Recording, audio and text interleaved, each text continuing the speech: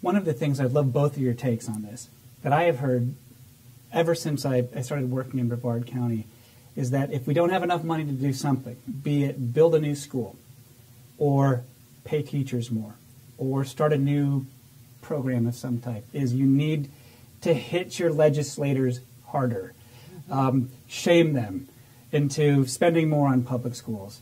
Is that the right way to go? I hear it a lot. Kendall, you're a political expert. Does it work?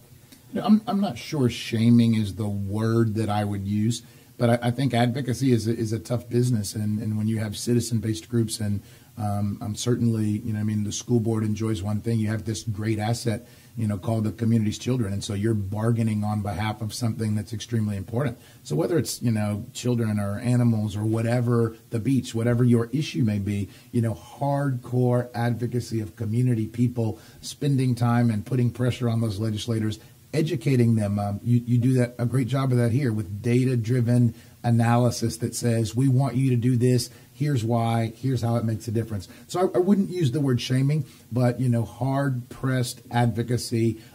You always have a competing interest on the other side. And so that someone's pushing in the other direction that may not want to see that as a spending priority. And so pushing hard, data-driven, well thought out, well put together, I think that forces the legislator to listen. Sure, somebody doesn't want their sales taxes to increase. Somebody doesn't want their property taxes potentially to go up. That is a competing interest for a lot of people, and it's something that I think people in Tallahassee have to square. Speaking of squaring, Misty, you heard that what Kendall just said. How do you square that with the approach that the board and Dr. Blackburn have taken? Sure. So you may be familiar with the King Center event. Yes. It was well before my time. But I was there. You were there. Excellent. Were you there, Kendall? I was there. Okay. Yes, it is legend.